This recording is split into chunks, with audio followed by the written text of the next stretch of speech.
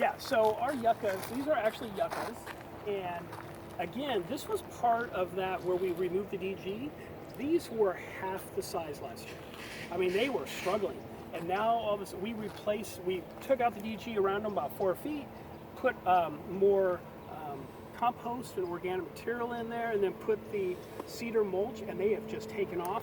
I wish you would have seen how pretty these were when they were in full bloom. They were gorgeous. Now, those come kind of from the native family. You think they would have done better. Yeah, but yeah, it's, I always talk to customers about, actually, here's a good example of what they used to look like. These are two brand new plants. These are yuccas right here, so these are brand new. These were just planted this year. So these mature ones looked like this, and they were like this for years. So they just did nothing. They did nothing. They just survived. Yeah, and then all of a sudden we made that change, and they just doubled in size. Now this, there in the middle, that's a new one also. So we're always replacing plants, but plants die. It happens and stuff like that. So we're replacing them as they die. But these have done very well. Now the purple plant right behind it, the Texas Ranger, has been here a long time. As you can see how big the base is on that. And that tree didn't matter. There was DG. It would probably grow out of a rock, I mean, it's just done amazing. It's a big pollinator, as you can see the bees and stuff like that. It's a beautiful specimen. And it still has blooms. Yeah, it still has blooms. Mm-hmm. And it's funny, like 2 weeks ago, there were no blooms on that. And then all of a sudden it rained and just bam, it bloomed. It was pretty amazing how quick that happens.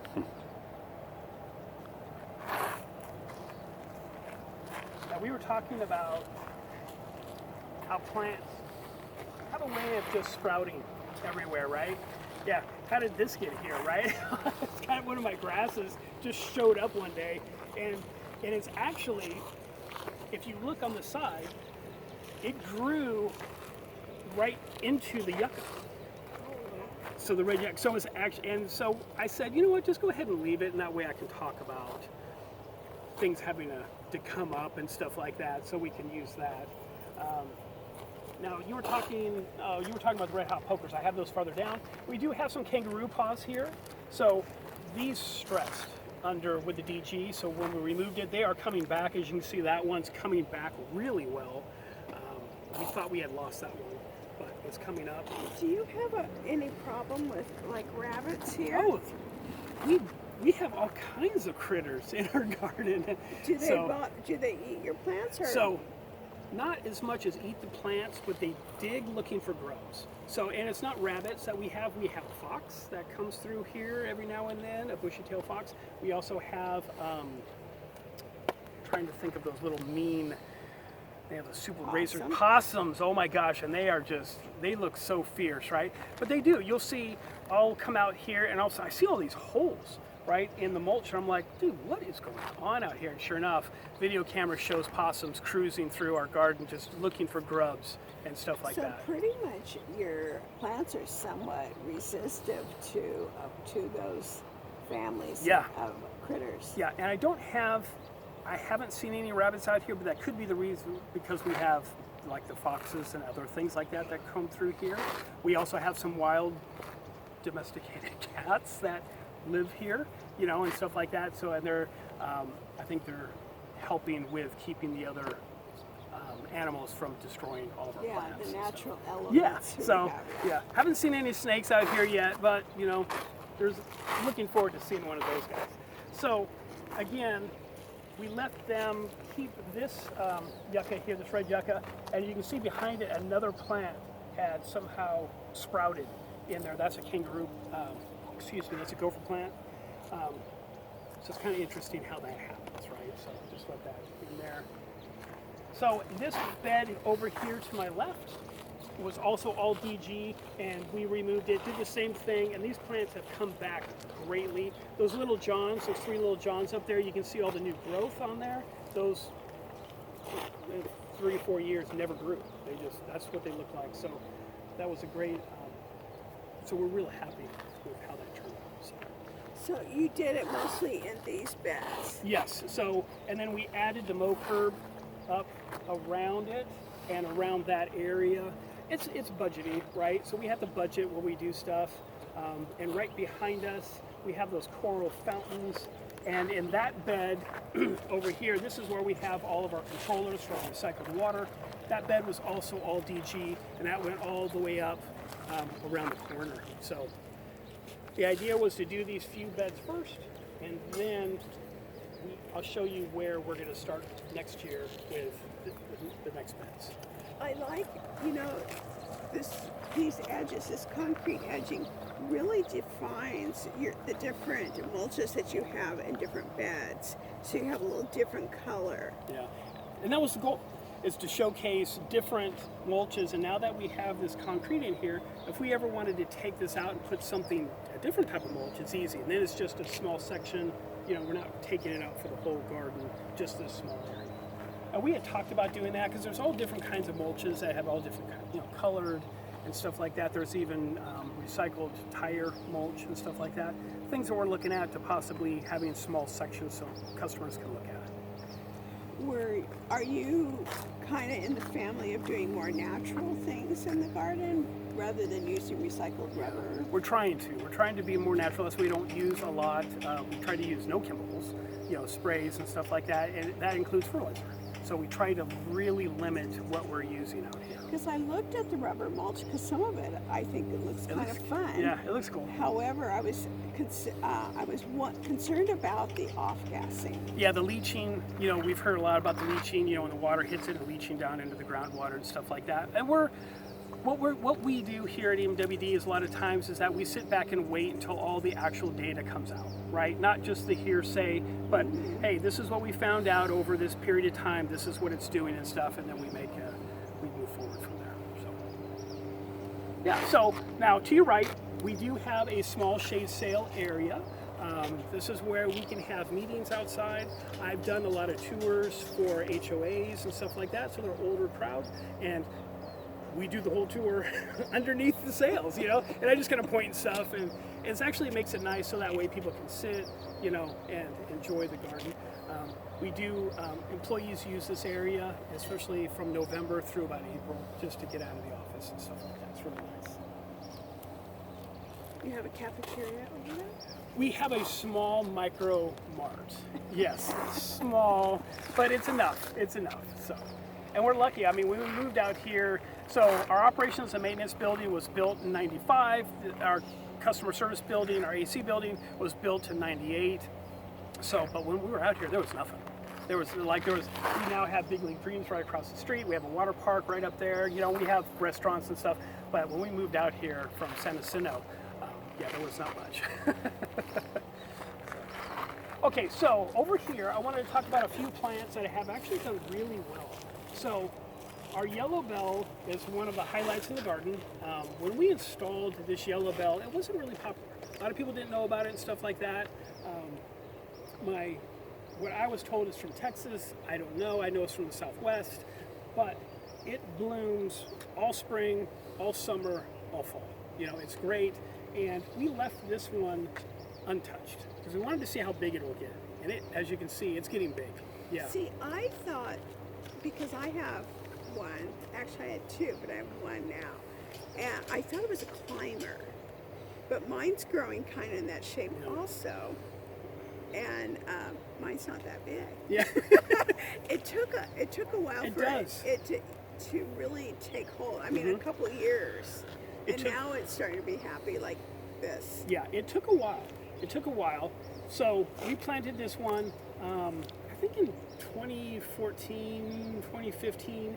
And then we had that real cold snap in 2017, the winter 2018, and we thought we lost it. I mean, it lost all of its leaves, all of its blooms, went down to just sticks. And so I've had that with mine too. Our landscaper said, you know what, we're just gonna be like a rose bush. Leave it about a foot off the ground, cut it, let's see what happens, and it just came back. So it's a hardy plant. So. And it's just gorgeous. Yeah, it's very pretty.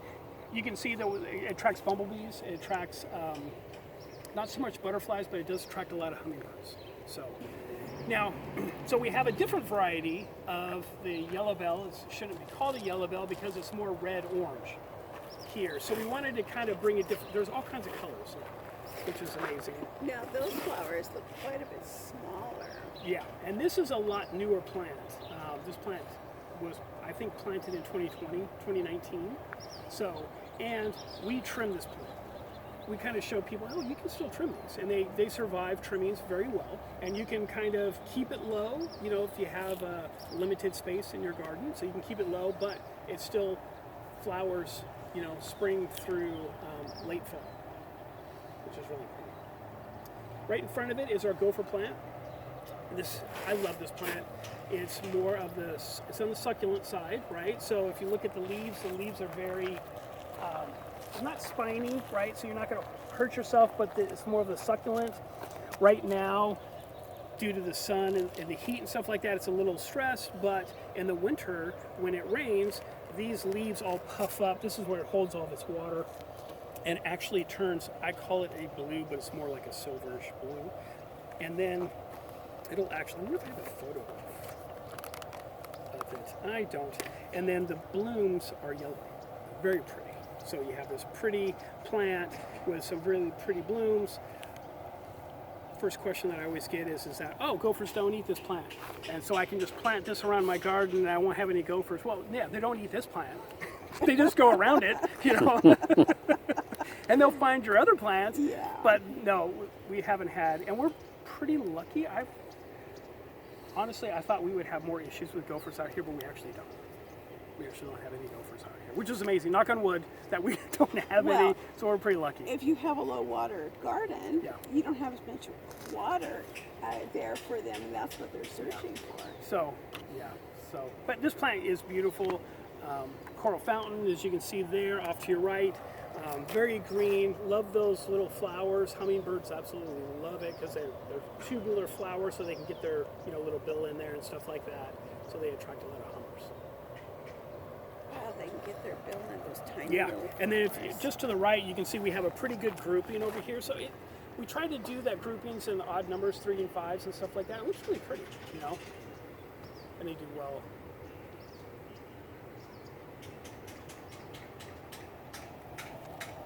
Now this is interesting. You see how many blooms we have over here, and this is fall. This Yeah. is the middle of fall. Exactly. So we do have some roses, and we have 2 different colors. We have red and white, and everyone always asks. We could have turned this garden into a rose garden. As many varieties, of roses there are and stuff like that. I mean, So everybody loves roses, so we put a couple different varieties in, just to showcase those. And trees-wise, I'm going to couple of them that I have. So we have eastern and western redbuds here. Those are fairly new trees. They haven't really had much luck. We've replaced them a couple times, so they're not really liking our garden too much. So we'll see what happens. Yeah. It's funny how some trees work out, some trees don't. I have one at home that I've had it for almost 20 years. It was there when I moved in, and I didn't even water it. And it just blends in, with the natives, and it's gorgeous. They're so pretty when they bloom. They're so gorgeous. So I wanted to talk to you a little bit also about a tree that we're having some issues with. So this Arizona ash right here, you can see that it's very stressed compared to our other Arizona ashes. You can see how the canopy is really dull. It's not holding a lot of leaves and stuff like that. So we're going to have our arborist come out, take a look, and see what's going on. I hope we don't lose it, but we'll see. We'll see what he recommends as we can save that tree. Yeah, because that's kind of one of my ashes. I couldn't find the moss, and it ended up when we cut off one of the dead branches, you could see the whole thing. Looked like a honeycomb. There were so many cells and stuff. It was a moth family. Wow. So it was eating the inside and. Yeah, and I couldn't see any holes. Like bark beetle on pine trees start at the top because I lost a lot of those, but you couldn't see anything because the little holes on that were 25 feet up, and it starts at the top, and it works down, and it also, they come into your yard from neighbors, Right. or a mile or 2 away. Yeah. And that stinks because then you invest all that time in these beautiful trees and stuff, and then a little tiny bug takes them out. But one of the things with like the bark beetle, that I learned was they get stressed when they don't have enough water, and that's when the bugs attack them. Oh, I gotcha. So if you don't have your watering down the correct way. Good point.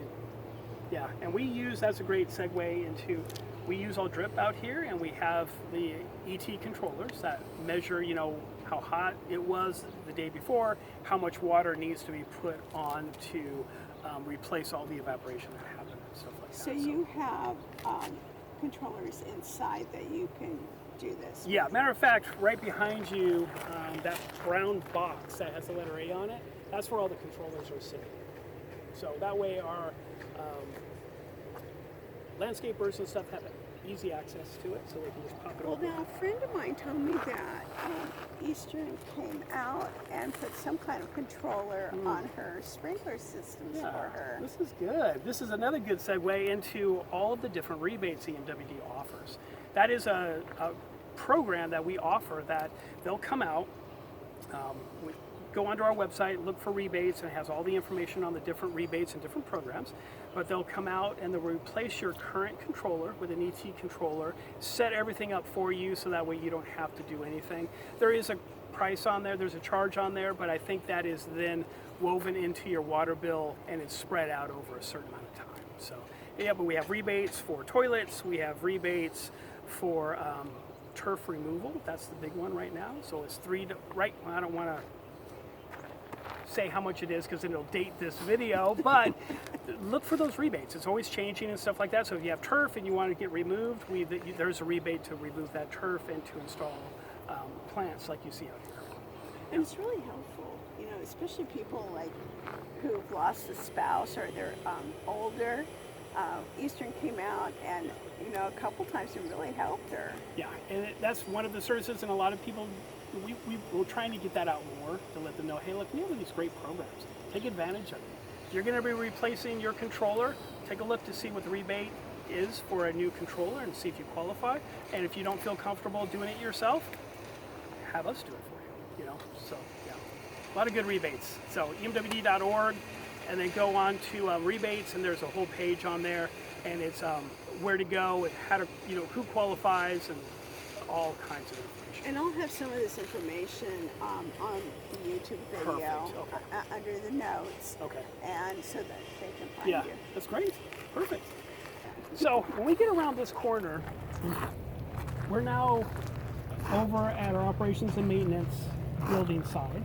And over here, so you're going to see a lot of the plants are repeating and stuff, the different trees, but we also planted grapes all along the fence over here, and we'll take you up there to take a look at it. We also planted some olive trees. Now those are fruitless, right, because they do get kind of messy. But we have a pomegranate tree, and then on the right hand side we have some citrus trees. So we're starting to put more fruit trees in just because a lot of customers want to see, oh, where are all the fruit trees, right? Where are all the different trees and stuff? We're always looking for drought tolerant. Citrus, you know, they do take a little bit of water and stuff like that, but once established, they don't take as much. So This is really filled in. yes, this is really taken off. So this is a great spot. Let me show you a couple things. So remember we were talking about the border over there? So this is the border that we used back when we first installed this garden. And you can see this border's coming up here, just over, you know, as the ground contracts, you know, expands and stuff and shrinks back due to weather and stuff. But you can see how higher it is in this area, and it's lower, and it's coming up in other areas. So that's why we decided just to go with the concrete. And this will be our next phase. So you can see this is the DG in here surrounding our plants. Red hot pokers are here. So we do have some red hot pokers in this location here. Those are gorgeous when they're blooming. They're so pretty, you know. And we're hoping that when we remove the DG in this area, that these plants will double in size pretty quickly.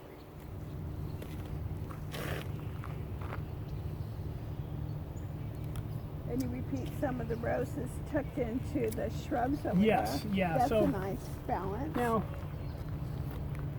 behind me, this is an area that they didn't talk to me about before planting, and then now all of a sudden it's just taken off. I think this is the type of holly. I could be mistaken, but you can see how it's just taken off back here, right? Yes. And that's something we didn't want in the garden. We wanted to have specific drought tolerant plants so they wouldn't take off.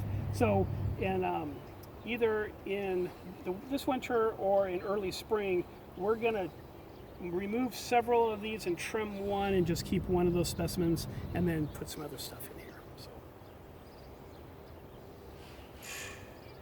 But yeah, we have a lot of rosemary. You can see the bees are out, doing their thing. And this happens a lot. So where a plant dies in the middle of, we have a drip system here and stuff like that. So what we'll do is we'll have our landscaper come out and basically dig this out, put new organic mulch, organic material in there, and then put another rosemary plant in there, and then it'll probably take about a year or so, and that'll completely fill in, and it'll look like just like everything else. Yeah, it always does wherever you have a large amount of plants. Even your privets and your Japanese privets will do that. Yeah, and our Japanese privets are notorious. So here's one of the signs. This is a pretty good one, so that way you can kind of see when they come out here what it looks like. So has the name, has the botanical name, kind of shows you how wide plant's going to get and how tall. Also that it takes full sun. It's a low water use plant, and it attracts bees and butterflies. And it says it blooms year round, so maybe, I think it's just after a good rain it really blooms. So, and those are throughout our garden. I didn't put tags on every single plant because then it would just be a tag garden, right? So they're spread out through here. So up here onto my left, so that's our pomegranate tree. It actually does really well here. I see. So yeah, what looks like a pomegranate. yeah. So it's been here about 3 or so years. It does great. We do keep it trimmed. Pomegranates get big. If you let it go, this tree would get quite large. Wow, they look like Christmas ornaments. Yeah. Hanging down. Yeah, and so when I do tours out here with groups and stuff like that in the early spring and stuff, if this fruit's ripe, I take them up this little path and let them pick what they want, eat what they want. Now, granted, the pomegranates are going to wait until they get home because those things are just mess, right? Yeah. But along the fence line, we'll come up here, and that is all of our grapes. So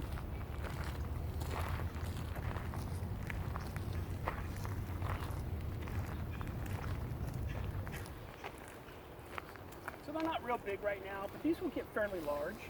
Last year, I waited too long to harvest them, and they got so juicy they cracked, So, but even the ones that are cracked, I still took them. There's a lot on there. Yeah. And you can see it's already bowing due to the weight, but I asked the landscapers not to trim it this year and stuff like that because I wanted to see what'll happen, just to see how much fruit it would get. Well, is it like the other stone plants that really need to be thinned out a little bit? And this is probably the biggest harvest of the most fruit I've seen on this plant.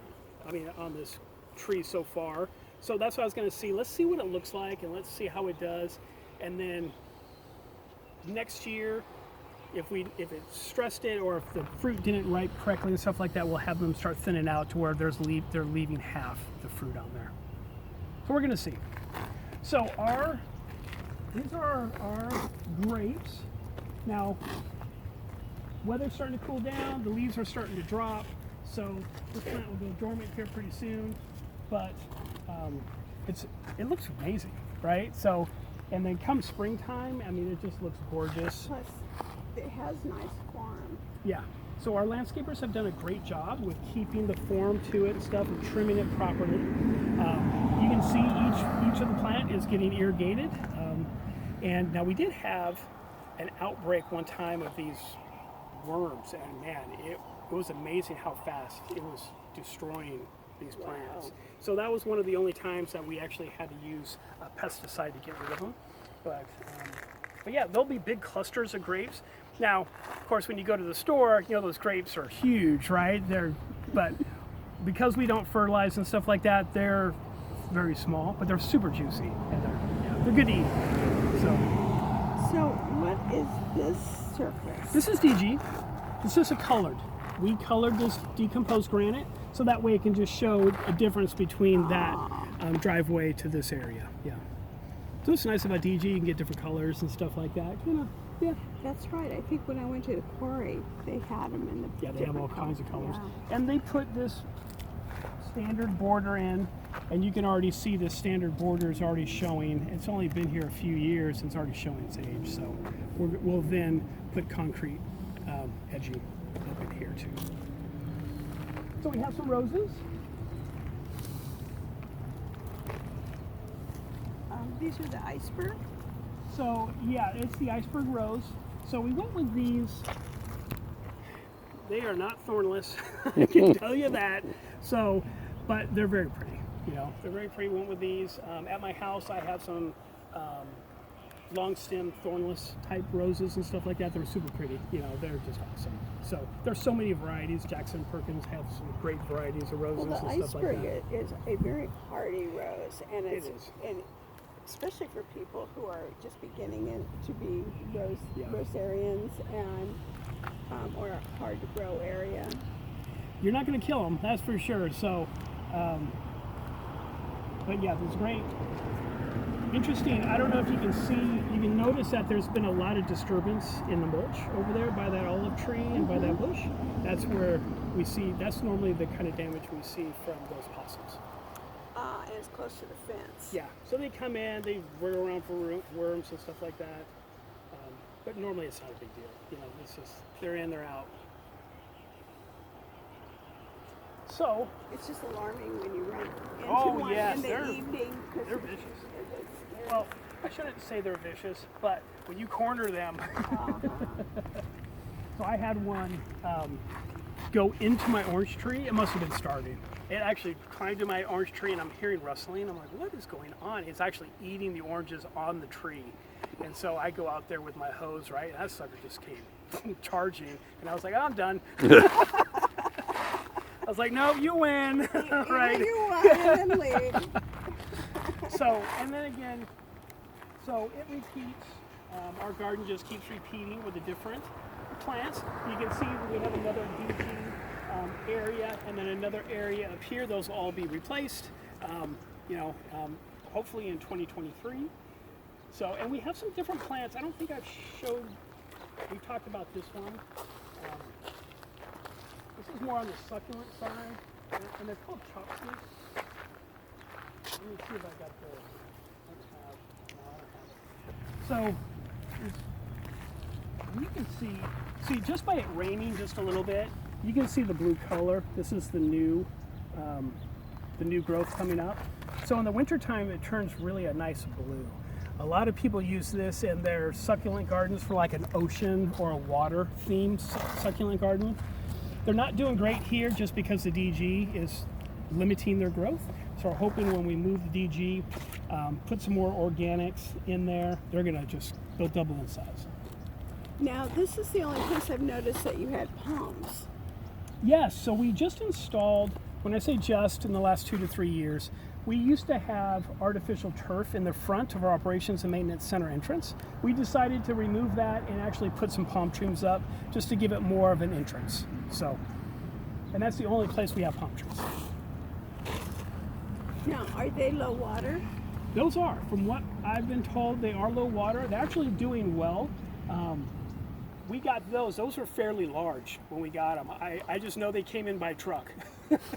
So, and when they installed them, they're pretty big. So we wanted something with a substantial size as a statement, when they enter the facility. Now, we also have a few, you can see the citrus trees there. And we have a few more of the rose bushes, rosemary, and we have some more of our roses up front, and some more, of course, of our rocks. That's pretty much it. That's our garden, So it doesn't take really long to walk through it, which is nice. So for a customer that just wants to come and visit. Would you say your garden is actually pretty nice year round then? It is. The only time I don't recommend people coming is in August. That's really just because it's too hot. The garden is open from 8 to 5 Monday through Friday. So even if you're here at 8 o'clock in August, it's 90 degrees. It's just too hot. Yes. Best times to come is in April.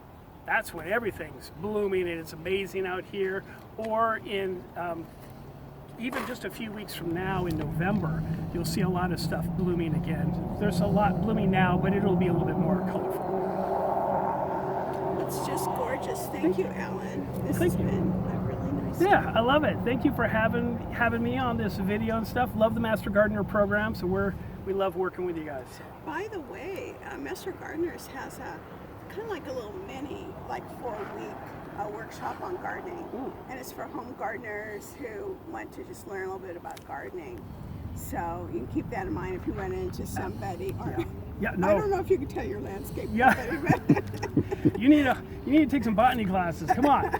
No, and I promote the Master Gardener program. We work with the Master Gardeners, so we can't be at every event, but the Master Gardeners are at a lot of events. So we've Thurman, and we give our different flyers, information about rebates, and about all the stuff that we're doing. So that way they're on your information tables. So it's a great partnership. and thank you for doing that because it makes our information tables even better for the Yeah, public. yeah, loved it. Can't recommend that program enough. I learned a lot. So.